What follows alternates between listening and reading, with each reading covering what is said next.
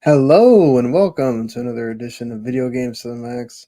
I am your host Sean Garmer. Here with me, as always, or as usual, most of the time, Mark Morrison. Howdy. And good to finally have you back here after having missed the last few weeks. Hopefully, you can be good for a while there. Yeah, we'll see. Well, we got a lot to talk about today. So I have been playing Alan Wake 2, so we'll have thoughts on that. Mark's been playing Spider-Man 2 and Assassin's Creed Mirage, and I've also been playing some more Super Mario Brothers Wonder. So getting to cover the big games that have come out fairly recently. That's always good. And then big changes going on at Xbox and some unexpected changes happening at PlayStation that have led to some uncomfortable situations already, and some more news about delays and layoffs. That's been rather typical of this year. So we'll get into all that and more right after this.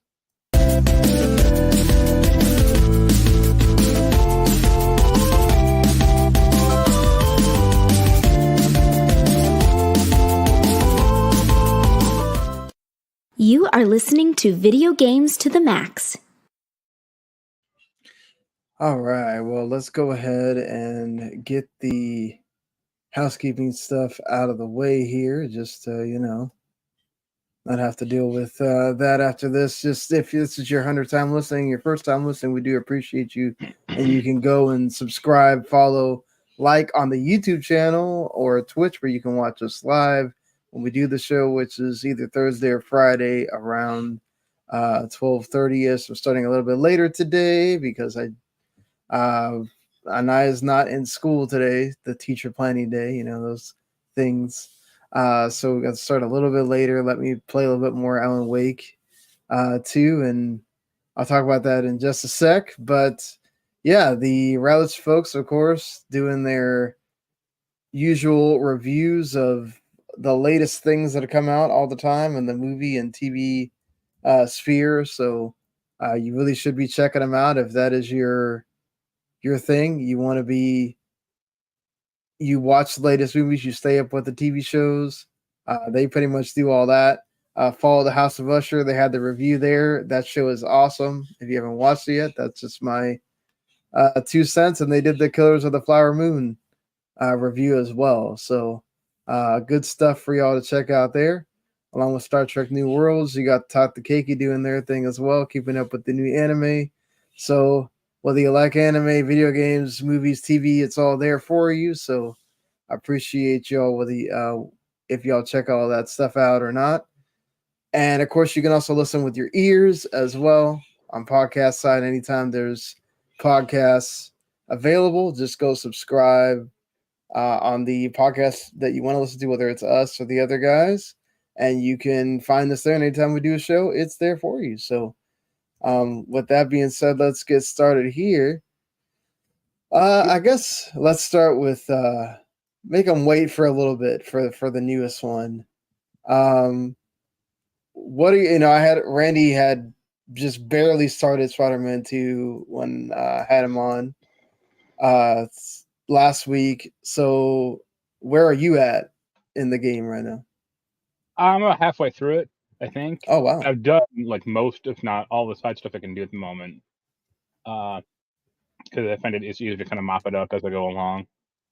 What did he say on it, or his? I mean, well, he had really just gotten through like the tutorial stuff, so he was super early. Yeah, there was. So my view is it's a very well made game, but it's kind of a regression in a few steps, and it's also oddly buggy in spots, which I wasn't really expecting, because I don't remember having any issue with the first game or the first two games really. So that's been weird. Well, I mean, like buggy, Well, it crashed on me once. I mean, that's kind of fine, I guess. Okay. And then a very early fight, like this was like the first hour or so, I had to stop this museum or stop this bank from getting robbed, and a bunch of these sand piles on the ground, and guys were like with guns were like around it, and I somehow managed to knock a guy into the sand pile, which we weren't supposed to be able to do. So he was kind of clipping out of it or clipping into it, and like the game wouldn't progress until I beat him. And I was like, I can't get to him because he's in the sand pile. And I eventually, like after like about a minute of just kind of randomly punching the sand pile, enough hits connected where he just went down. But it's like, this is off. This is weird. Oh wow! And there's a pretty infamous bug apparently. That's happened to more than me. There's a few Reddit threads about it. Like you go to Coney Island with Harry Osborn and Mary Jane Watson as a kind of a friend date or like a friend meetup, and there are a few benches around where you can like sit down with one of them and talk to them. Only I sat down with Mary Jane, but the talking didn't happen. So the game is kind of like soft locked, or it was like I can look around, but that's all I can do. Like I can't get up from the bench or I can't do anything else. And I was like, "Am I being dumb? Like what happened?" So it just didn't trigger, like the cutscene didn't trigger. Yeah. But other than that, it's fine. But the regression stuff is more about like, okay, you have all these different suits, that they're like, oh, we got 60 Spider-Man suits or whatever. It's like, okay, they don't do anything. It's all just visual, or the last game had the suit powers or the suit tech. So it's like, oh, and you could like, when you bought a new suit, you got a new suit power. So it's like, oh, you like this one Ghost Rider suit, but you like the Spider-Man 2099 suit tech. You can like marry them together. This is just no suit power at all. And they dramatically scaled back the amount of gadgets or like the amount of combat options you have. The skill trees I find are very lackluster. Like it's like you can increase your venom tendrils by 3, up from 3 to 6. It's like, okay, I guess, but it's not like super impactful or super great, I guess. And there's also like no traversal mini games at all in this game, or that I've found. Like no like race to the city to get to this point. I mean, did you miss those particularly? Like you wanted It was something to do. those I things? mean, I guess sure. I mean, a lot of it's just combat focused, and it's like, okay, combat's good, but it's it's getting kind of weary fighting these fucking hunters constantly with just doing the same things over and over. So overall, I like it, but I mean, I would have gave like Spider-Man the original one like a 10 probably, or like a 9. I'd give this like an 8. Also, it's really weird that like have you ever played many Spider-Man games? Yes, I've played quite a few. Yeah. Play Spider-Man Web of Shadows on the 360 or PS3. Oof. Yeah, when it first came out, I don't Yeah, remember I mean that was a much of decade it. ago, if not Yeah. longer. But that game was cool because you could alternate between like red suit Spider-Man and like the Venom suit, and there were like dramatical gameplay differences between the two. And this game, the Venom suit can do like 1 or 2 unique things, but it's still the same kind of crap that the regular suit can do. Doesn't sound great. Yeah, but I mean, it's well acted. Looks beautiful. Obviously, the writing is really good. Like the story, like this main story is good, but also like the side stories are really good also. So I'm enjoying it. I was happy to get rid of Assassin's Creed Mirage to get it. So that doesn't sound well that you got rid of one of the games you're talking about here. To get the other one. Is the side quests, like you said, the side stories are good. Is side quest stuff, is that pretty much the same as? No, they're like they're like friendly neighborhood side missions, I think, or they got like some stupid name. Those are more like curated, or like we wrote dialogue, or you got to do some stuff for this. That's fine. Or those are the good parts. But like the random crimes, or like, oh, go take out this hunter blind, or go do this stupid mini game experiment where you fly around and destroy bees or whatever. It's like, Yeah, who cares? I mean, it's you do it once and it's all right, I guess, and then you do it a few more times. And all right, now it's over, so I'm happy. I mean, the game's not littered with this stuff, so that helps. But most of this is just kind of padding it out. I did the Venom. Have you? How's the Venom powers? Do they feel different than? No, that's what I was saying. Like, no, they Yeah. don't. Like, you get like this kind of cool alternate or like ultimate move where you can like really kind of like Hulk out and do like a lot of damage, but that's about it. He's still kind of doing the same stuff. The Miles stuff is pretty good also. He's a lot better. Like, you can like infiltrate these hunter bases and take out like a whole bunch of guys, and he is dramatically better at that because of his like cloaking technology or cloaking ability, and yeah, that helps quite a bit. Well, it's kind of disappointing to hear that it's not like this big. It is. I mean, change. It's good. I'd actually say it's great, but yeah, and just like a few like smaller spots, it's like a weird step back from the last Spider-Man game. I'm sure they did it for like simplicity's sake, or like you don't want to get too bogged down. But it's like some of those options in the last game were kind of fun, like calling in like holographic Spider-Man to help you out, or stuff like that. I love that move in the first Yeah. one. Yeah. That seems like I think that's exactly what they said, that they wanted to streamline the game and remove some of the stuff that kind of cluttered it up a little bit, and make it much more easier to get into combat and everything. So it feels like they accomplished what they wanted. Yeah. On that end. So does that make you feel less enamored with a possible Venom spinoff, or? I mean, it depends on how they do. If they actually have like a separate move set or like expand his abilities, that'd be fine. But how it is right now, I'll be like, oh, I mean, it's just kind of a skin for Spider-Man, and he has like one alternate move, and that's about it.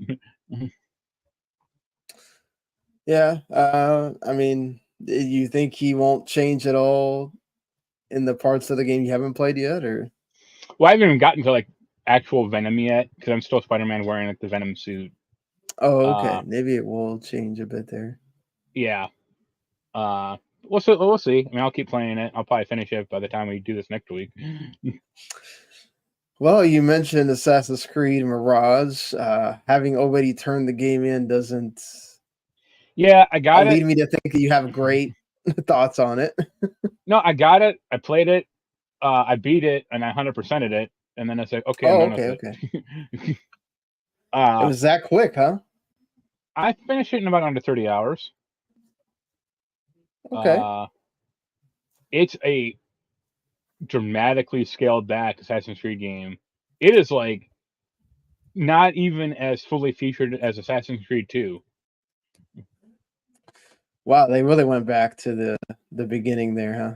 Yeah, like there's no even like sense or like system of like improving the city or like economy. Like there's no like, oh, you can invest in this art dealer and now you can, you get money back now from it or anything like that.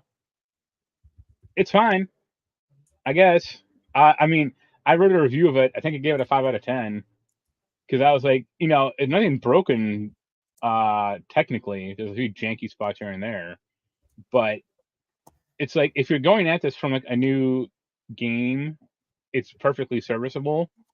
But if you're going at this from like an Assassin's Creed fan, or if you're a fan of the franchise, like you're gonna go like, what the hell happened, or like, why is this so dialed down, or just so bare bones? Yeah, I mean, so like I guess for people that have only played let's say you've gotten into Assassin's Creed because of the RPG ones, not necessarily the old Assassin's Creed. So like, is it a detriment that it goes back at all, or as somebody that started with the old ones, did you welcome? No, it's fine that it goes back, but there's just not enough content there. Like there are only 3 enemy types total, or maybe 4. And the fourth one is like only when you like really piss off the guards, and this like elite soldier guy comes out, and he's hard to deal with. But the other 3 are like normal soldier, like armored soldier and like flame bagpipe soldier. He has this like weird flamethrower thing. It's like I don't know if this existed in the 9th century, but it's okay. And like doing the assassinations are still fine. But there's no like hidden crypts or no side missions. Like there are, I think there's like 4 what they call Tales of Baghdad. It's kind of like Spider-Man 2 actually, where it's like these more like bespoke or more like we wrote some dialogue for this mission type of thing. And then there's like 15 or so Assassin's Creed or like assassination missions where it's like, hey, go here and kill this guy or go here and rescue this person. But that's it. And they don't like they're not like infinitely respawn or anything. And like by the time you do it, there is like a leveling system in the game, but it's all just tied to like you don't get experience from like just killing people or just fighting. You get experience from just doing missions. So by the time you 100% the game or you do all the missions, you'll be at max level because it's like there's nothing else to do. Yeah. So if someone, let's say they're playing this because they like the other ones and they go, let me see how this goes. Would you say would it be difficult for them? Is it harder to? No, I would say. Is it easy to piss off the guards or? No, because it's just like there are like 3 pips on the notoriety system, and then if you get 1, you can just run around until poster spawns and then tear it down and you're back to 0. Yeah, it's a lot like Brotherhood, or I mean, it's for Assassin's Creed 2, but it's just not enough there at all, and it really doesn't help that the main character is like insufferable, or is like the most unlikable protagonist ever because he's like the bad guy in Valhalla, and it's like okay, now it's just like weird origin story about this guy I don't give a shit about. Okay, like it kind of riding on your hopes on this guy, and it's like. He reminds me of like a bootleg Aladdin or something like that. It's like, oh man. That's not good. It's a perfectly fine game, or like I said, serviceable, but I think for like the new players, they are gonna go like this is really easy. Because it's like one big city and that's about it. And there's like a few like outlying towns, but not anywhere near the scope of like Valhalla or Origins or Odyssey. And then I think for like old returning players, they're just gonna go like, what happened? Or like why did they scale it down this much? Like there's a way to do it correctly, like, but they don't do it. And there's also this like weird and like past games, you could just like hire mercenaries or hire courtesans or whatever to like screw with the guards or fight for you, like with this cash. And this game, there's like this weird token system where you got like accrue tokens, and there's like 3 types of tokens, and it's like, oh, you need a scholar token to use the musician so you can distract the guards. It's like, why can't I just use cash? Or like, I guess it's because there's no economy, you really don't get a lot of money in the game. But it's like that's kind of a failing on you then, not me. Right. I mean, I guess they're trying to be a little bit authentic there. I mean, that's the thing. I don't know if it's like actually historically accurate or not. It felt like pretty gamey to me, I'm gonna say, but yeah, who knows? But and I got the trophy, and then like the next day, I'm like, all right, time to sell this piece of crap because I think they said there's no DLC for it, and even if there was, I don't care. Yeah, they're probably just moving on to the next one, whether it's the this Red really or felt, Hexy or. I mean, I know there were rumors, but this really did feel like it was supposed to be like some like planned DLC or like basically like a stopgap measure for like the next big one. Mm-hmm. So yeah. Yeah, they did say they wanted to make a smaller Assassin's Creed. They did that. They went back to that. Maybe went back too far. I mean, I would actually say Brotherhood is exactly the right scope of like one of these games as far as like Rome, like exploring Rome and stuff, but also just like the gameplay systems. Like you had the whole Assassin's Creed, like the Brotherhood system where you could like recruit people to fight for you or some amount of missions, or it had more of an economy. And I was Right. like, yeah, this game has none of that. You just kind of do the missions over, and that's about it. And I had a few like AI scripting problems where like you get this like blow dart which can cause enemies to berserk and like kill other. They start fighting one another, and like half the time they didn't actually work. And it's like I remember this working in better in a past games. Like what's going on here? Yeah, I mean, it's at least like you said, they live up to the point of you can beat it quick and move on to something else. Yeah, if I just mainlined it, I probably could have finished it in 20 hours or maybe 22 or something. But I wanted to get that platinum trophy, and I was like, all right, I guess I'll find all the stupid hidden books or whatever crap you want me to find.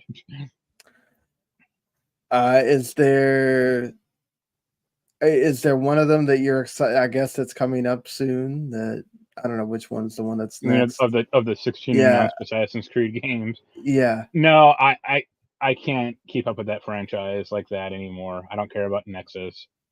If they do actually make that Asian one, that might be cool. We'll see. Yeah. I think Ghost of Tsushima kind of really dampened that enthusiasm. Like rightfully so, because they actually gave people what they wanted. Like I don't know who was clamoring for this game at all. That's like the weird thing. It's like who wanted a 9th century game about a character no one likes set in Baghdad? Like if you raise your hand, you're fired. Well, enough people did that they made it, but yes, I get what you mean. Well, don't worry, we're just going to be firing them eventually anyway. So we'll see. We'll talk about Ubisoft a little bit later, as well as one of their other big games. Yep, is going through something. So, I get anything else that you have been playing that you want to talk about? For a moment, I played Disgaea 7. It's more Disgaea. They said that they simplified it, but they were lying.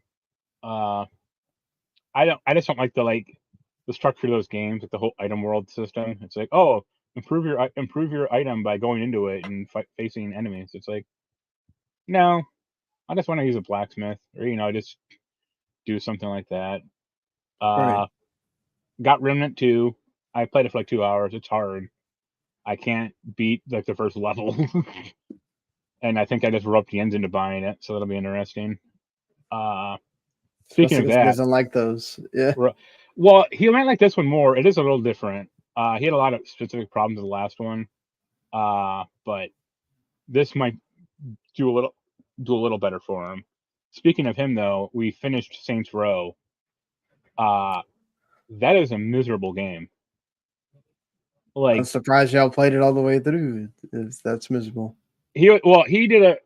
I did it to humor him, and it was because it was free. He did it because he looked at it as like the historical last game of Volition, or like a keepsake or whatever. And he was like, "Oh, I also did the same thing for Duke Nukem Forever." It's like, yeah, stop doing that. I don't want to play. That's why intentionally bad games, or it's like, yeah, these studios fell for a reason. It's because they put out shit like this. Yeah. Yeah, Saints Row is miserable. The story makes zero sense in that game whatsoever. It's really impressive. The last mission bugged out on us pretty bad, where we're doing the last mission and he got dropped, or maybe the game kicked him or something out of my game, and I couldn't reinvite him because the game has like this is like the point of no return. Like once you start this mission, you're on. Right. And because we were in that mission, I couldn't get back to my city, or I couldn't go back to like a neutral place in the game. Mm-hmm. So I'd restart an hour worth of progress, or do another revert back to an earlier save, and then do a 1 or 2 missions, and then say, all right, well, now I can reinvite you, but we lost some progress because we did. Of course we did. And there's no stuff to do in that game. We didn't 100% it or anything. There's a lot of crap in that game, but so much of Right. it is just garbage. Especially these hidden history things, where it's like, oh, you're this yellow circle. Go find these 5 podiums to like get history of this town. It's like, and they're all like, some of them are kind of easy to find, but a lot of them are just like really like, they make it intentionally hard to find, and it's so maddening. I bet. Well, there you go. That's why you try not to. I mean, I get it. You're a big fan of the franchise, and I get why Jens wanted to. But Right. at least I you have think been able to I, say that it's not good. I think he wanted it to be good. I kind of knew going in ahead it was gonna be fucked up, but like, it's beyond the pale, and especially like just the writing of, like, there's no good reason why these characters are friends, and it's actually funny. In one of the missions, Jens actually got really indignant and pissed off because it's like the bad company in the game, like your character works for him in the start of the game, but then quits and forms the Saints, and like the bad company like sues the Saints to get the company, or it's like, oh, you're in your NDA, so now we own you. And Jens was like furiously pissed about that. He's like, that's not how companies work, God damn it! Like, you can't be a private security company and also like own a street gang. Like, I mean, they could, but the street gang would be unofficially part of them, not right. like, yeah. So that's funny. But yeah, that is funny. How's Alan Wake 2? Well, let me talk about Super Mario Brothers Wonder really quick, just to I guess give a little bit more thoughts on that. I've gotten to world like 2.5. I played some with Anaya, so the co-op is a little bit. They still haven't really fixed the co-op from the new Super Mario Brothers games that much. It's not as chaotic if you don't have the 4-player. To be honest, but they have this. I hope they patch this out pretty quickly. But they have this really stupid thing that auto puts somebody as the player 1 after a while. Like if you die too many times, I mean, it's understandable if your character just completely dies, right? Yeah. But if you die a couple of times and you're trying to get the other character back,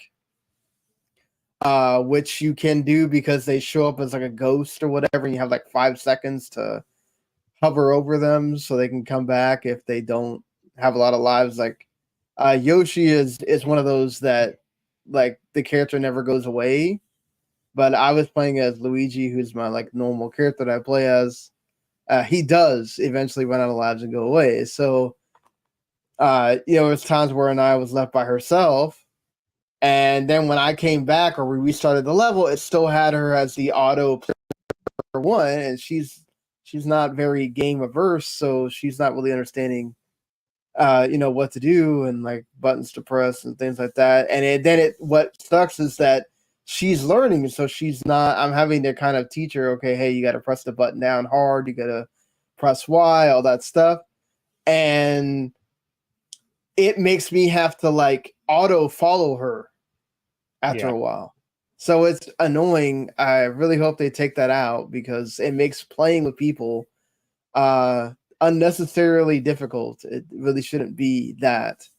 Other than that, playing by myself, the getting to the next world, which is like a snow world or whatever that you go to, is really fun. I feel like people that are kind of hating on the bubble power are not sort of understanding what it's for, and I kind of like the fact that it exists. Like you can easily take out enemies and then you get coins every time you use it. So it's actually pretty cool. I haven't gotten to I don't know when you get the drill power thing, but yeah, the bubble power is cool because then you can jump on bubbles and get to little areas that you haven't been to yet and things like that. And I love the way the world looks. It looks it's very pretty. The colors bounce off on the Switch, especially when you play on TV.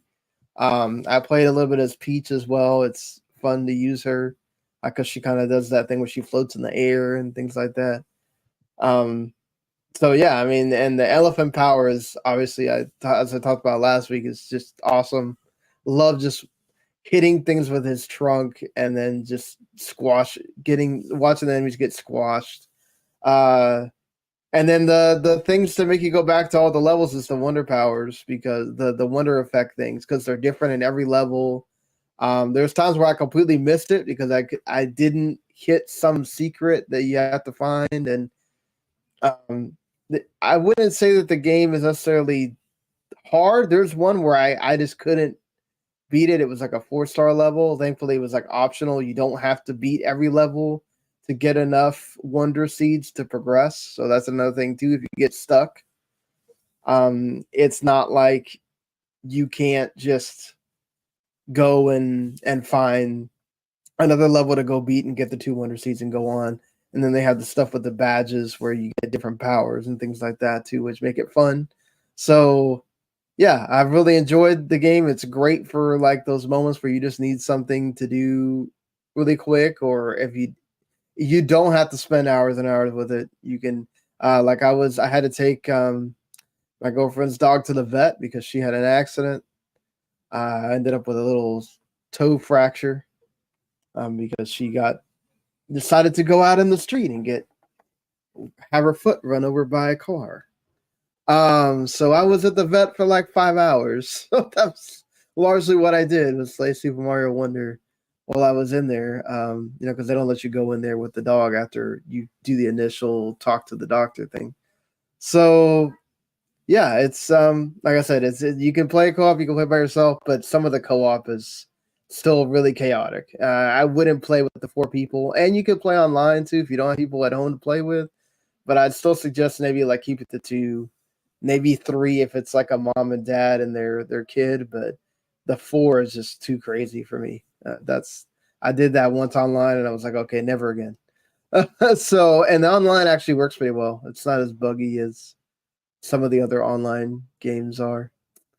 But yeah. The other game I played about, like, I want to say the first 4 hours of the game.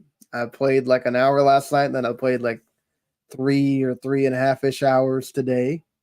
Alan Wake 2. And of course that came out today, if you are listening to this and didn't know that for some reason. So you can go pick it up. I got it on Xbox just because when I think of Alan Wake, because the original was an Xbox only game, I kind of just wanted to have something to be playing on my Xbox for a while. There is some Game Pass games I'm going to be probably playing on there pretty soon, like Thirsty Suitors that comes out like next week. But it is just a thing. I could have got it on PlayStation easily as well, but also my Xbox is a little bit easier to do with the remote play thing. So, because sometimes the DualSense doesn't always work with everything. You have to have a certain power of Android, whereas the Xbox doesn't require that necessarily. So, for times where I do need to play it like remotely, like yesterday, I had to play the first hour on my laptop because my daughter wanted to go to sleep. So, but yeah, I did get to play on the TV today. It looks great. The atmosphere of it is absolutely just fantastic. You feel the eeriness, like you feel like the little. It's not like, let's say, like Hellblade where you hear voices or whatever, but it kind of feels like you're hearing voices. Like you're hearing things in the most of it's in the woods, so you're gonna get that sense of it too. Like you find this. I've just gotten to where you fight the first. There's a tutorial boss that you fight that kind of starts the story, and then there's a first boss that you fight that you've probably seen the trailer where the deer comes out. Boss, that you fight there. He wasn't particularly difficult, but because you're in a store, you're kind of an enclosed area. The game does have a dodge button, so it's a little bit easy to kind of tell, okay, he swings his axe, let me hit dodge when he does that so I can get out of the way. And you do still have to do the same mechanic that you do in the original Alan Wake, where you have to do the flashlight first, and then do where it actually shows like a weak spot for them. So you can either shoot them in the head, or you can shoot them in the little like bright red, weak spot that shows up. And it like I said, it's fun. It's the first one. There's probably going to be ones that are more challenging later on, but I've already enjoyed playing a Saga. I think she adds a lot to the game because her gameplay component is different than Alan's. So hers is more like the murder mystery, the detective part of the game. Like you're an FBI agent. Yeah. I read that some review, like she has like a case like file or like a big. So she has like this mind palace that you go back to constantly, and she will make you go through case files, and then you get to like put it on the board like you're watching like True Detective or something like that. And I love that part. I love games like that. I love series like that. So that part is interesting to me. Obviously, yes, they're doing some of this stuff for you. So you're not really playing the detective and figuring out stuff. You're kind of just putting stuff on a board, and then she tells you like, oh, this is the connection to this, and this is the connection to that. And then you kind of go and play out the next part of it. So I'm sure that will probably upset some people that want to actually be able to do the whole detective part. But trust me, there's enough ridiculous, just in the 4 hours that I've played already, there's enough crazy, ridiculous stuff that you're sitting there going, okay, I'm ready for this. Like, if you love the Twin Peaks odes and all that stuff about Alan Wake, that's here for you. They definitely have that already at the beginning.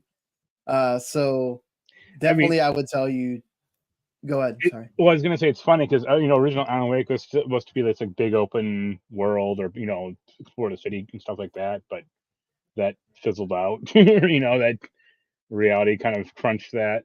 So it's not. Well, they did that more in this game because there's a lot more of the woods that you can explore. Yeah, that's what I was gonna say. Is like it sounded this is kind of the game they wanted to make back then, but they couldn't, or they didn't have the money to. Oh yeah, definitely. I feel like they've accomplished that. Like you can move. There's obviously parts where it eventually will make you turn around, and she can't go any further. But you can explore pretty much a lot, and there's like hidden items that you find, and little odes to other things, and obviously Sam Lake is in the game. He's your partner. Real life. He plays the actual like detective that Alan Wake is making a story of in the first game. Yeah. And then he's also in both. He's in Alan Wake's part, and then he's also in Saga's part as well. He plays a different character in Alan Wake's part. And they have those different gameplay components. Alan is stuck in the mine and the dark place. So he's like trying to do more of like solving puzzles and trying to get out of the dark place. There is still combat in both of them. Saga's doing more of the detective stuff. So I'm really enjoying it. I think I'm about to get to the part where you start playing as Alan. But yeah, man, this was well worth the wait. It's already getting a Game of the Year contender buzz. Add another one to the list. This is going to be nuts how to do this.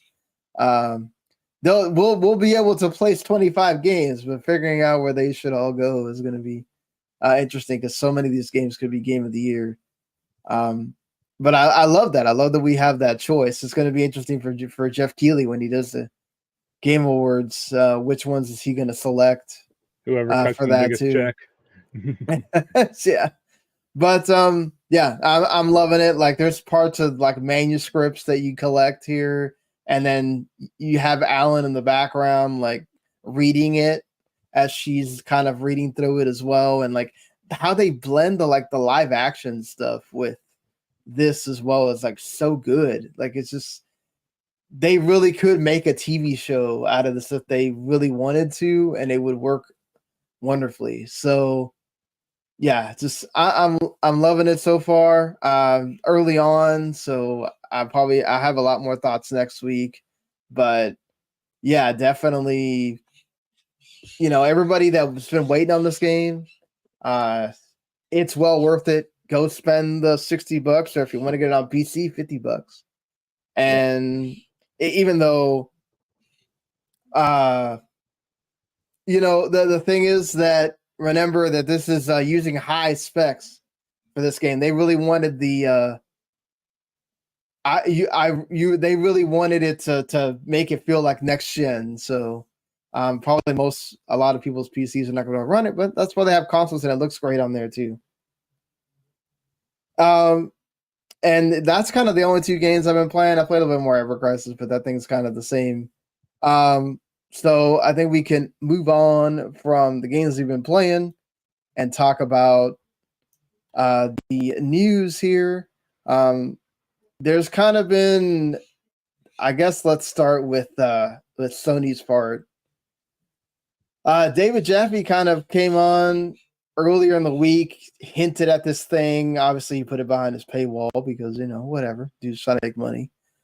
And he ain't making games anymore. Yeah. So.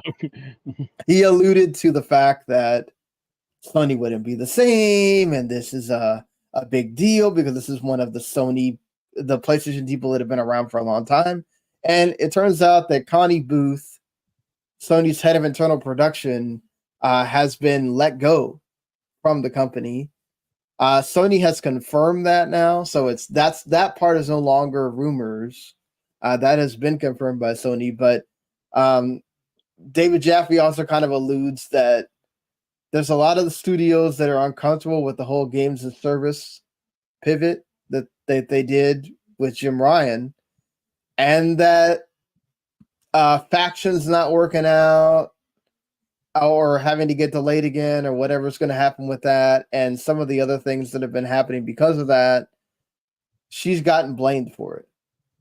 And so she's been let go due to that. Again, Sony is probably never going to confirm that. And we don't really know if that's what happened. It's what Jaffe says, according to sources that he still has within the company. Angie Smets of Gorilla is going to be taking over. She'll be the head of development strategy at PlayStation Studios. I mean, she's great, so I'm sure they will be fine there.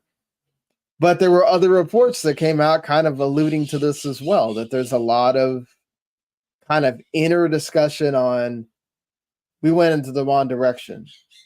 And now, Jim Ryan's no longer going to be the CEO, so it looks like they're trying to change. It feels like a lot of gamers can now say, we told you so, right? Yeah. I mean, they haven't even put out their own games as a service thing. Really. I mean, aside from multiplayer crap like Uncharted or Last of Us or something, but it's not like a dedicated game. And after the failure of some Microsoft stuff like Halo, which 10 years ago was bulletproof and now is like a shambling corpse, you look at that and go why would we make games as a service? It hits so infrequently when it does hit, Yeah, no, you're right about that. It does. They'll keep Destiny 2 around, or they'll make a Destiny 3 at some point, probably. But that never quite. I don't think that ever was as big as they wanted it to be. Obviously, I mean that's why Activision got rid of the studio.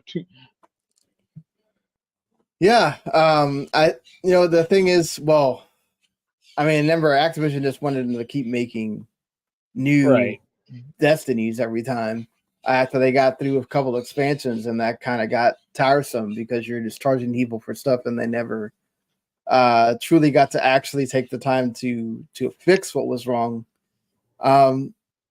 That's the thing I think that's worrying them also, is that okay, we got this. They do Destiny. Bungie should know they're the ones that have the successful games of a service. So if we get them, then they can turn all these studios into these games of a service hubs or whatever.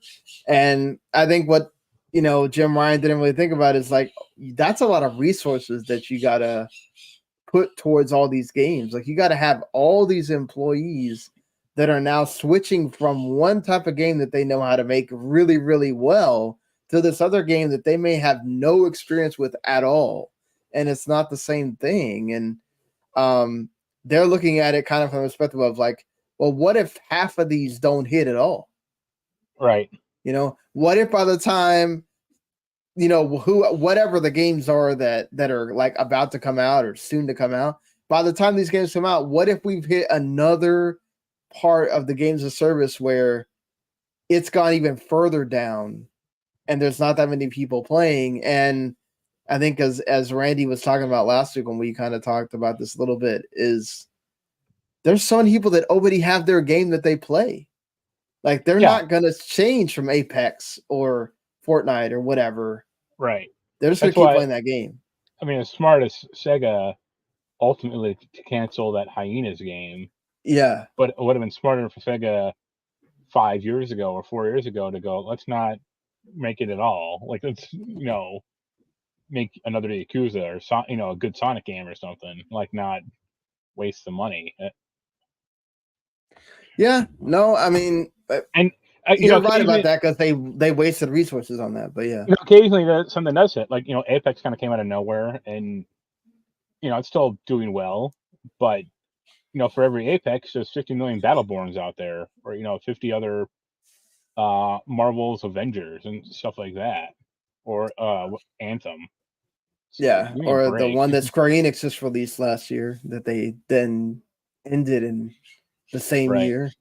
Like, so yeah, that's the thing. Is like just because you're a big company with big resources doesn't mean that you are able to weather the storm. You might be able to weather the storm better than some of these like indies that come out or like AA ones that come out that they're just hoping they catch lightning in a bottle. But still, you're gonna run into the same problem. You already have this issue with Destruction All Stars. You know, so like you have games there to show that this particularly is just such a volatile part of the industry. Like you're gonna get way more misses than hits. And I get it that you're trying to make 12 so that maybe you can get one or two that hit. But like, what are you doing to all those studios, man? Like they could be making something else. Yeah, it's like 2 out of 12. I mean, it's a 1 out of 6 odds. It's like, okay, but is the one success going to outweigh the 5 failures? Like, no. Like, do the math, but no. So why don't you just make 6 more Ghost of Tsushima or Infamouses or whatever that Sony or that Sony actually can sell well and go from there? I mean, okay, like I'm all for expanding your portfolio, right? They definitely need to do that. Like you have way too many games that are very similar. But do that in other genres, not a genre that we don't know what it's going to be like in 5 years. And it's not like other genres where you can kind of, like, let's say, okay, like roguelikes, right? Those are kind of big in the indie space. A lot of games are going that route. You could make other games off that genre. Like games as a service, yes, you can make different kinds of games as service games, but it's all the same inherent games as a service. Yeah. So people don't play them. Doesn't matter how cool you make it. You're going to get tired of that whole feeling like I got to constantly play. I've got to constantly be doing something in the game, and it gets tiring for people. You know, a lot of people prefer I'm not saying that they don't like multiplayer games, but sports games and multiplayer games that I can turn off. I can play with my friends a couple of rounds or a couple of games, do a league or whatever, play like 5 games in a row, and then that's it. And then whenever I want to go back to it, it's there. Right? Like it's too much problems for PlayStation. But you know, the thing is that now whoever this new CEO is going to be got to deal with what's happening, and what ends up occurring and how they're going to pivot. Because I mean, I don't know if they can cancel all these titles, but Yeah, that's why you already hear about some of them getting delayed and stuff, because they might be starting to realize it's not.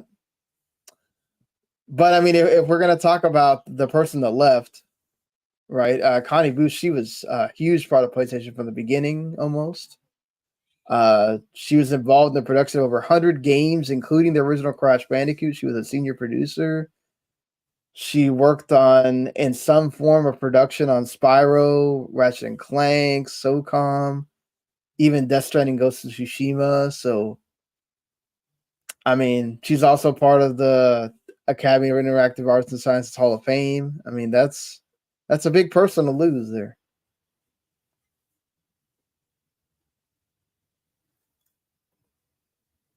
Hello? Yep. Oh, well, I was sorry. That was my way of asking you a question. Sorry. Oh. Yeah, go ahead. Sorry. No, go ahead. Well, no, yeah, like I guess my point is, like, do you feel like it's a more of a? I know she got technically, I guess, let go, but do you feel like at that point maybe it's more of like a retirement and not a? Yeah, like you could see like the writing on the wall, or like, if Jim's leaving, now it's kind of a good chance for me to go, possibly. And you have to imagine she's probably at least 50, maybe 60. And I don't know her age, but if she's been at the job 30 years, I mean, let's say above 31. So she might just want to kind of step back from it all. Yeah. She is 82. Yeah, that'd be a good reason to retire then. I mean, yeah, no, you're right about that. Right about that. She was actually married to John Cleese for a while. Interesting. So, it's like, I think this is something that we don't need to make a whole big deal about it. Yeah, I think it is big for losing someone that's important. Yeah, but it's not like Miyamoto leaving Nintendo, or Yeah, it's not.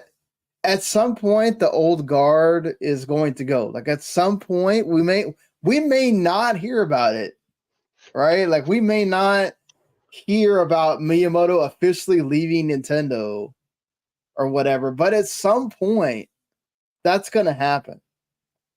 And like, I think people need to stop, because of the whole console war nonsense. We got to try to make this a thing about, oh my God, Xbox is promoting people and Sony's like letting people go and whatever. Well, and it's like, go ahead. My question would be to them is, how many of those original ass Xbox people are still at Microsoft? And that answer would be approaching 1, maybe 2. you know? And then not to mention the amount of Microsoft people that have stepped down just in general. And right? Sony, like, I mean, you could probably make the same case for Sony, but at least they got like Mark Cerny still around. And I'm sure there's a few other people, I'm assuming, that still there also. And then look at Nintendo. Like, Miyamoto's never going to leave. He's chained to the desk. He'll just die there someday. Let's prop him up like we do Bernie's. Right.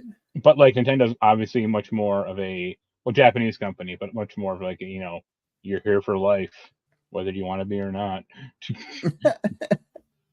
Yeah, but not necessarily always that. More of also the fact that you have people that have just wanted to stay there, right? Yeah. The way that the company is made, but again, the fact that she's been there for 25 years, 30 years, that is a huge amount of time to be there. Same thing with Jim Ryan. Like, maybe his is more about because he had to do transcontinental flights constantly or whatever, and that was wearing on him and his family and all that. But he'd also been there a long time. Like, let him do his thing.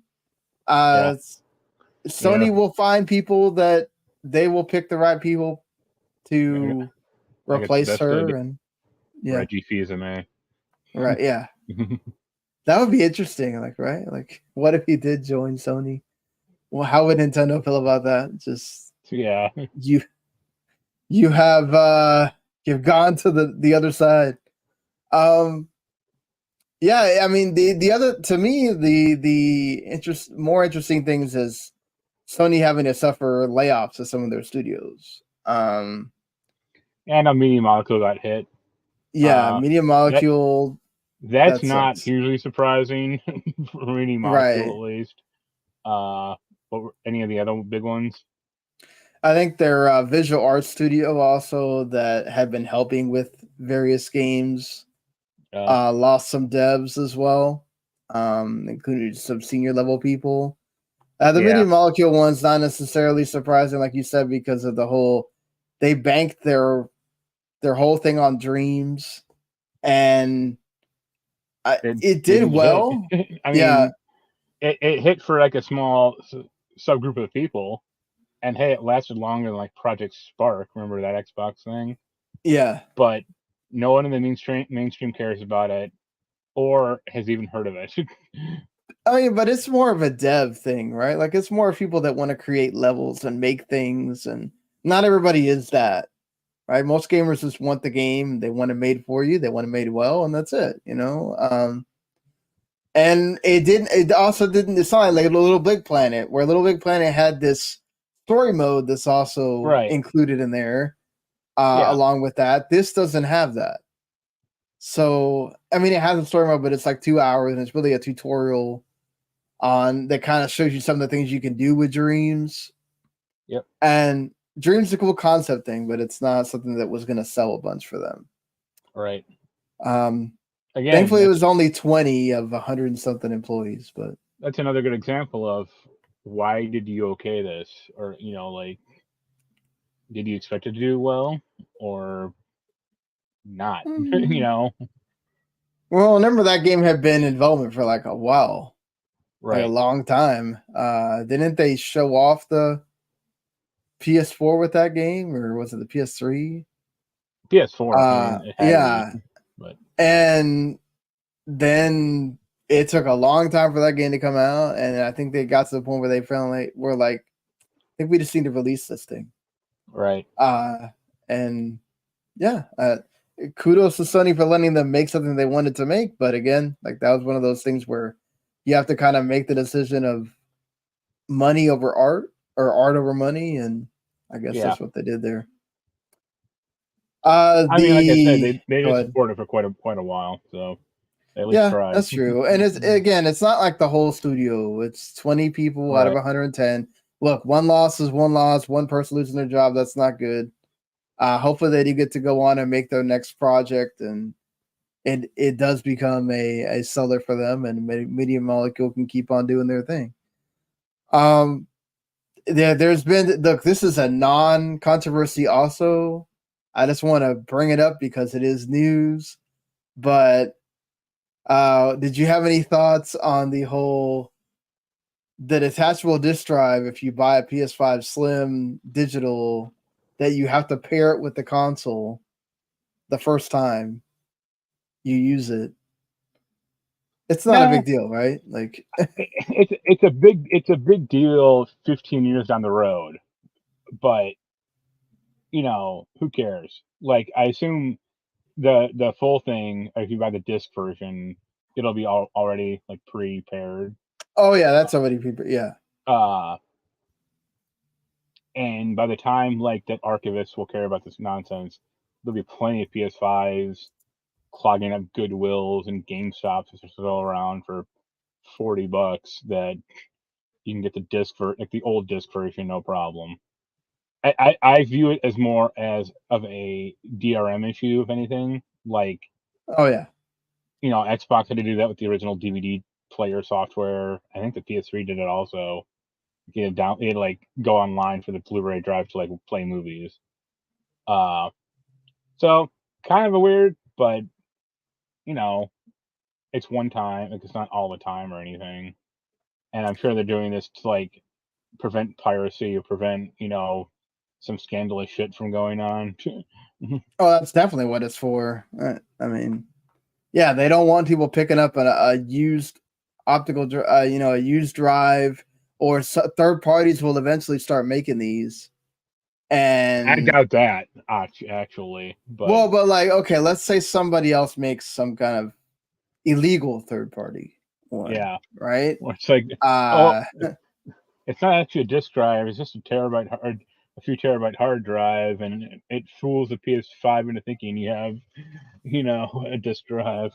Yeah, exactly. So that's what they're trying to avoid. They don't want people pirating and using that to be able to, let's say, I don't know, bring in older games or whatever their reasoning is for doing that.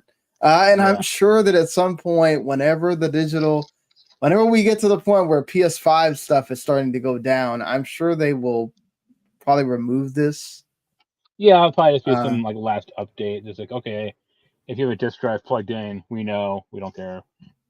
But that's like 2035 or something like that. Yeah, when they're no longer making any money out the PS5, they're not going to care at that point. Like, I think people need to just kind of.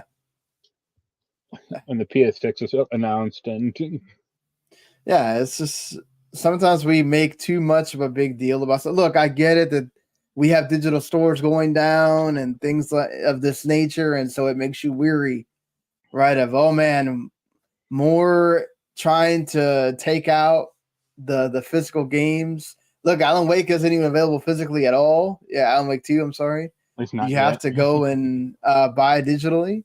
So, right. Do you think do you think it will be released physically at some point? Yeah, maybe once they are doing a lot of DLC. They're doing 2 DLC packs, and there's gonna be a new game plus mode as well for the game. So maybe once they release everything, they'll do a disc version. Yeah, it'll be like a complete edition, or maybe even like limited run. Will just put something out. Be like, here you go. Right. And they're putting out physical copies of Persona 3 and Portable and Persona 4 Golden. Yeah. So I don't see why not. There'll be plenty of people that are going to want to buy that really care about having the physical stuff.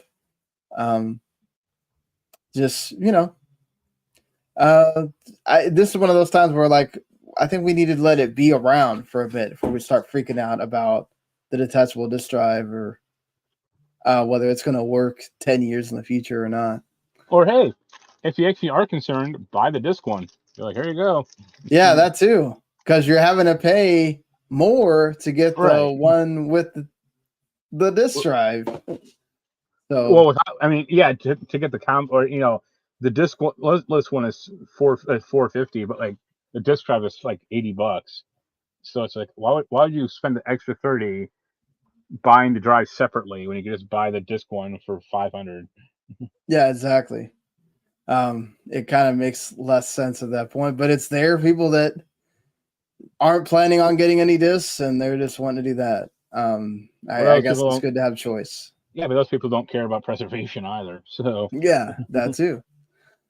So on the other side of things, Xbox had their first partner preview, like the first time where they show like non-indie, I guess like non-super indie third-party stuff, right? They did show Alan Wake 2 there because it came out, it aired 2 days before this game came out. So they showed off some other games, probably the 2 biggest ones, I guess, that we're talking about, like sort of AAA-ish. Metal Gear Solid 3 Delta got some gameplay. They kind of showed you how it's going to look, not necessarily so much the gameplay or the story stuff. And then Like a Dragon Infinite Wealth is going to have an Animal Crossing type mode where you can just have a whole island to yourself and build things on it. It's Tom Nook in the game. Yeah. even though it's not in the franchise. Right. What do you think about that? Does that make you want to play the game more at all, or? No, but I'm sure it'll be some dumb way to earn money. So yes, that'll be fine. This replaces that business game or whatever from Like a Dragon. Yeah, they always have like these mini games that do that. Like Yakuza Ishin had like a farming mini game that was really bad, but it's like it's pointless and it's automatic enough kind of, so you can just do it for 5 minutes and earn a bunch of cash and then move on. Yeah, that's what I would imagine. It's there for you to earn extra money if you want, and it's also a good distraction from the original story, from the main story as well. It's not required, so Right. that is something to take in. Um, and there will be a demo of the game included with Like a Dragon Gaiden. Not sure if they're going to make that digital because Like a Dragon Gaiden is going to be on Game Pass, so I wonder if they're going to put that digitally at some point as well. Dungeons of Hinterberg, which is one of the games that I've been excited about since they showed it off at the summer showcase, got a new trailer. We kind of get to see that they have like social aspects and things that help you gain abilities, which that's cool. You gain things from talking to people. Different gameplay elements as well in there. There is some combat also, so I'm made me more excited for the game. Was there anything in here? I don't know if you watched it, but I watched a little. uh, That city building game looked kind of interesting, like that old timey one. That's about the it. Manor Lords, Yeah, and that's something that they might be. showed more Arc 2, so Yeah, there's that. it's still. Also that Ikaru Will Not Die looked awesome as well. The Yeah, action game. I've heard that like that Arc 2 thing or Arc Survival, whatever the fuck it's called, is like a massive clusterfuck right now. Right, yeah, because it's gonna completely replace the original game. You won't one, be able but to play also it at like all. yeah, Yeah. like yeah, it's just like a huge weird mess. Just like a lot of games like that typically are. Yeah, it's funny to me that that's that's what they decided to do instead of just allowing people to have the original as well. Like you'd think that was just going to be easy to do, replace all that. What are you going to do? You're going to give everybody a free copy? Well, I mean, I guess what they said they made it free, but is the save going to work? Like, Right. yeah, that's a lot to deal with. I think they do it honestly because I think they secretly know that like if they put out Counter-Strike 2 but people don't like it, they'd still rather play Counter-Strike Go. And Right. or look, the best example is Overwatch. You know, I would much rather play Overwatch 1 than Overwatch 2. Yeah, that's I think a lot of people would have that same sentiment with you there. So they're like, "Oh, well, this is the only way you can play it now. Go fuck yourself." Like, say, all right, I could just not play the game at all. That can be the end of this relationship. And not to mention they kind of said that it wouldn't do that, and then it kind of did. Yeah. So that's not great either. To be fair, and they said a lot about Overwatch 2 that didn't actually happen. So yeah. But I mean, that was a good partner preview. I feel like for being a first one, it had some interesting stuff in there. You had, the two big games that kind of bookended it, and then you had some of the smaller stuff that they've already announced, giving you updates.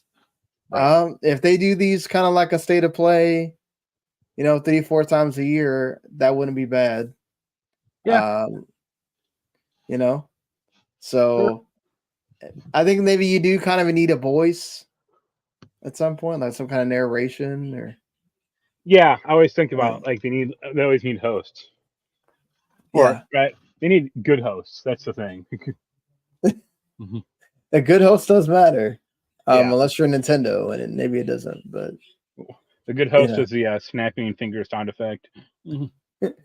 Yeah, we'll have to see if they keep that going with whatever, if it's going to be called the Switch 2 or not. It'll become like a hand clap. Yeah. Well, there was more good news for Xbox. Starfield brought in the most one-day Game Pass subs in Xbox Game Pass history. That hey, this is what your first-party games are supposed to do. This is finally proves not only that, but also the fact that they were the best-selling game of last month in the US. Even though they were on Game Pass, two things that prove that if you make a landmark, big-time first-party game, helps that they were from a known studio, right? Like Bethesda and Todd Howard's team. But people will go and buy your game and play it and get Game Pass as a result. Hey man, right? It's #1 now, but you know what it displaces Redfall. Redfall was not the #1 game. But yes, it does give them some good news after Redfall. But I mean, again, this is the stuff that you need to hear if you're Microsoft. It's good that you got what you wanted from Starfield. You got the notoriety. You got it. There's kind of varying opinions on the game, but it's mostly positive, and that's what you need. You need more things like that. I think you're not getting a lot of people talking about Forza because that version of Forza is just very niche. Like that is a very particular crowd. Technical, yeah. It's not like the big open world of Horizon. It's like, no, you're gonna run the Nürburgring 20 times and like it. Goddamn it! Right. So they've also had promotions.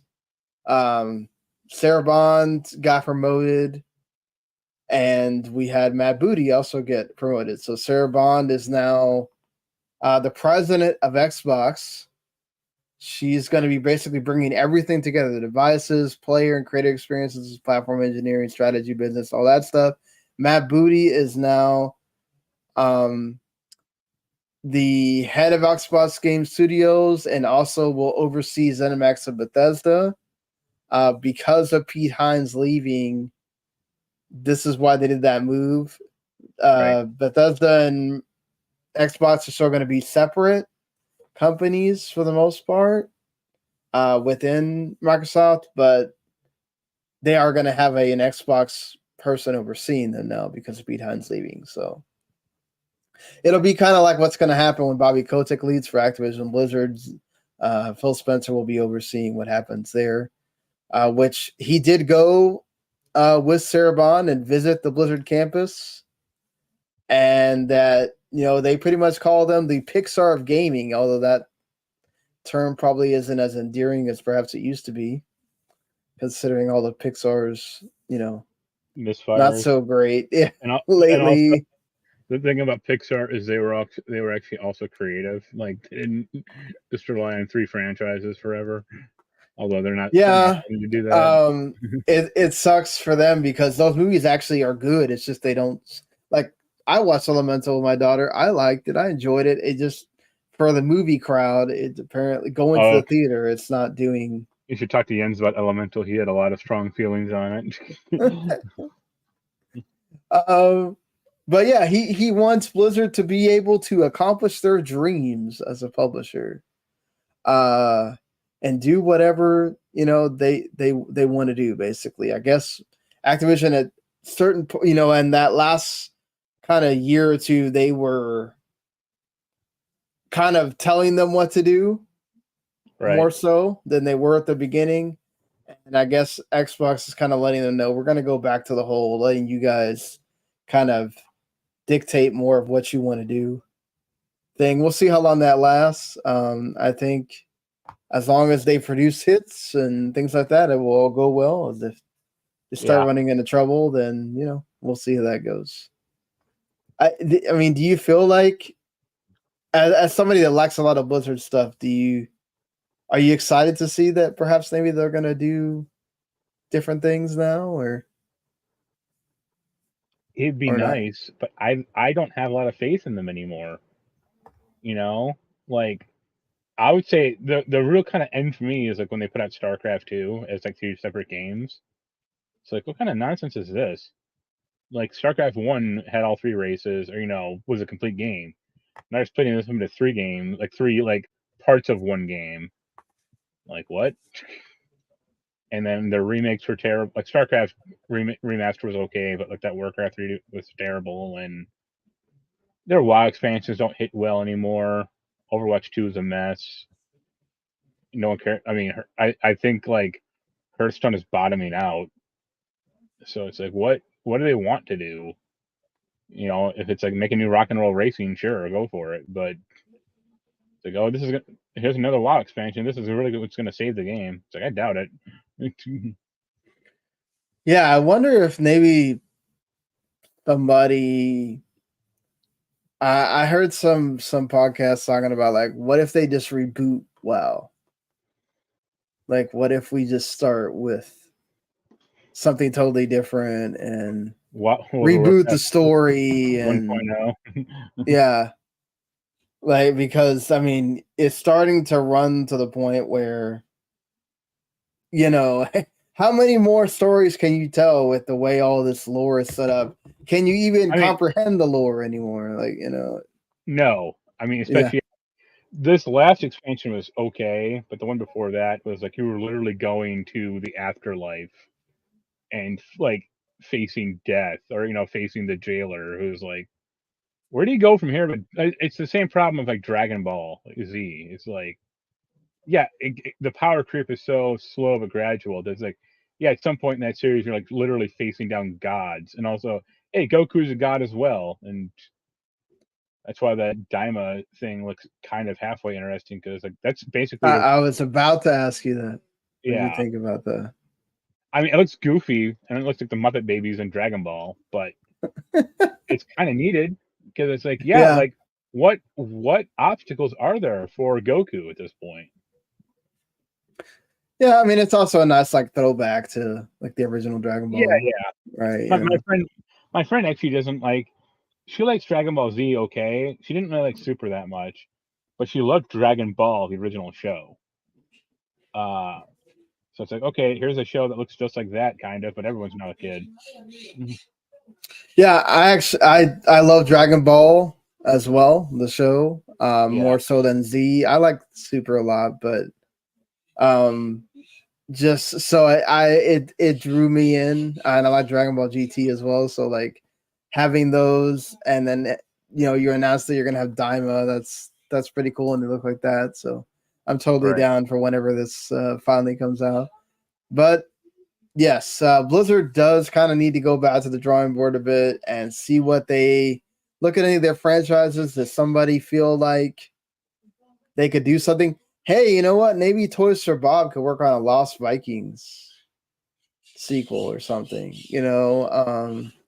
Maybe the Playground team could go and take Rock and Roll Racing and do something with that, and then let Blizzard kind of do something totally new. And I'm very interested to see what happens with that game that they have in development, right? Yeah. And what they're going to do with that. And how does that get changed at all by the fact that now Microsoft, owns them or anything? So, the problem also is like Blizzard as a company, they're very slow to make new ideas or new franchises. Like the last one is Overwatch, and that was 2016, and that was 9 years ago. Like, yeah. Sorry if you're hearing people in the background. I have a house full of folks, and they all like to get loud every now and then. So yeah, it's gonna. Yeah, I just want to see what Blizzard does if they make anything new, or if they're just gonna keep doing what they do, and that's kind of it, or whatever. Right. But either way, better for their work structure and employees that they're and it have different overlords, I guess. Yep. Now that this is officially working together. Metal Gear Solid Collection is also a game that came out, the Volume 1. That came out this week. Any interest in that at all for you? I would play it if I had it, but it has pretty mixed opinions by like there's some uber nerds about like, oh, it's not 60 frames per second, or it's like, who cares?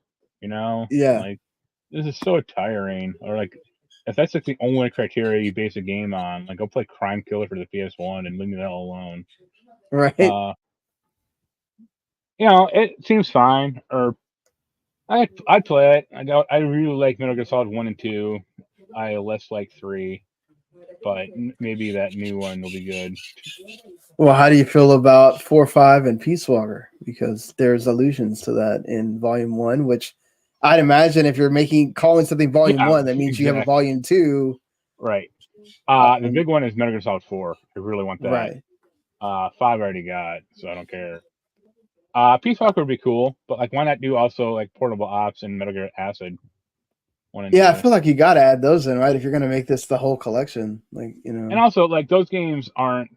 There's already like a decent Vita or PSP emulator out there, so it's like, okay, you touch the graphics a little, but they aren't like the full. Like, I think that Metal Gear Solid 4 is obviously the one that will need the most work. right.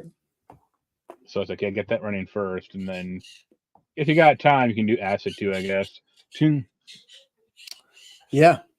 I do hope we see those for sure, especially Metal Gear Solid 4 from a preservation perspective, because it's stuck on the PS3. Right. So it would be good for that game to be more available for people. I don't know. I was guessing that would be a Switch 2 thing. I don't know that it would work, how well it would 4 and 5 would work on Switch, but There'll be the stream versions, the cloud versions. Yeah. No thanks on that. Right. But hey, hopefully this happens at some point. I can imagine so. Again, you're not going to start with Volume 1 and then not have a Volume 2. Right. But that's good that there's already... That has happened before, so it wouldn't surprise me either way. Yeah, that's true. Well, something that's also not surprising, Ubisoft has most likely delayed Star Wars Outlaws. Right. This wouldn't be like the first of many games that Ubisoft has delayed. They delayed X-Defiant, they delayed Skull and Bones for the millionth time. But this one's actually kind of for a good reason. They're saying that they made enough income from their quarterly reports here that they feel that they are good with what they have coming out. I guess including Mirage that just came out, and Crew Motorfest or whatever also that just came out, that they can delay this game. They don't have to rush it out. Yeah. I guess always better that they don't do that, because this is a Star Wars game. You really don't want to screw that up. So now instead of coming in fiscal March 31st, 2024, it may come fiscal 2025 instead, giving it another extra year of development and all that. Is this mostly good, or are you worried about it that they delayed it already? It's probably fine, but they have Ubisoft in particular has a nasty habit of announcing shit and then it being years before it comes out. Yeah, for sure. Hopefully that's not the case for this, because this is a game that I really want to play. I know a lot of people really want to play this game, so hopefully we see it at some point, but I also don't want them to rush it out and it's not as good as it could be. Yeah. Because of that. So don't worry, when all the millions they make from that Avatar game come rolling in, they'll be set for life. Yeah, exactly. That's what will be the trigger there.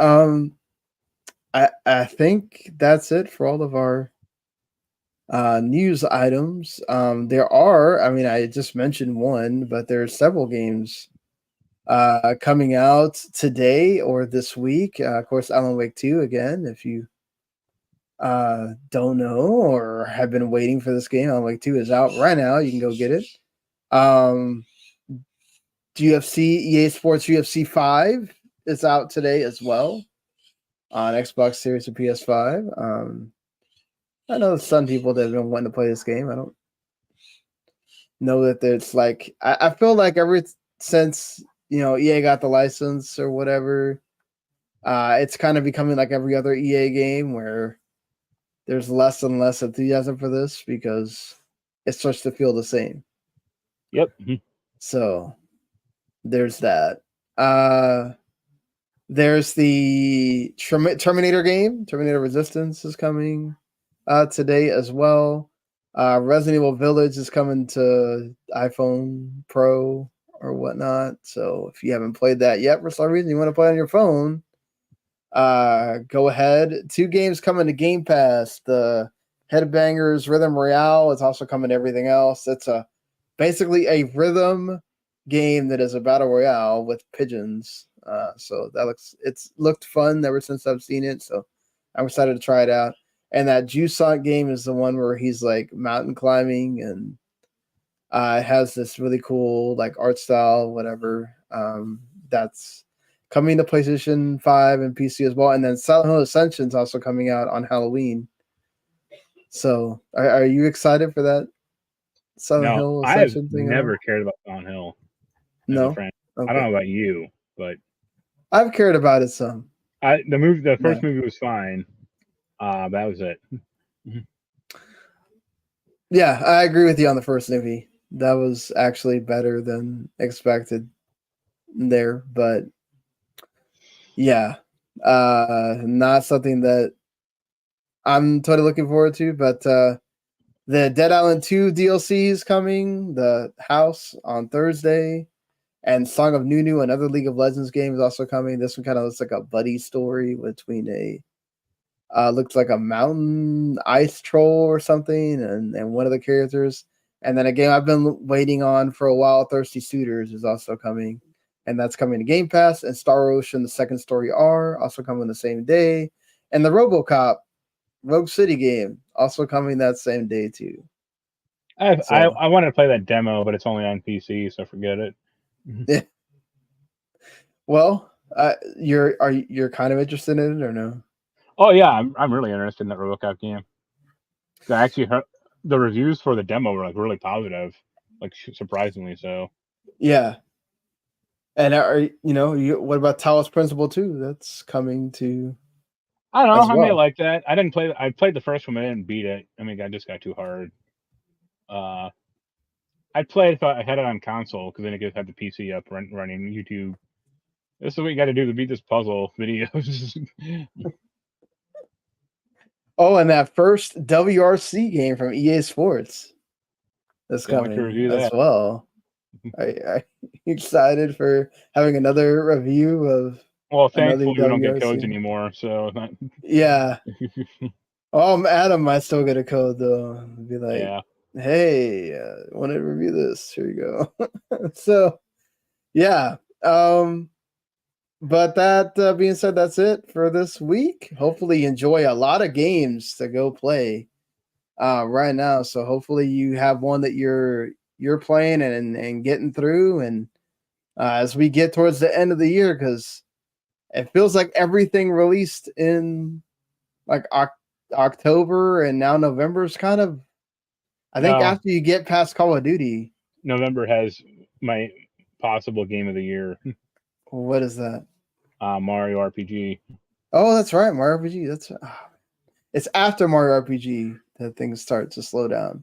Yeah. But yes, I'm hoping I can get through some of this stuff before we get to Mario RPG, and we'll both be playing that and talking about it. But until next time, everybody, subscribe, like, follow on the YouTube channel, on Twitch. Let us know what you think about some of the things we talked about in the comments. Go listen on podcasts and give us a review there, or just subscribe through there. And we'll see you next week, everyone. Later.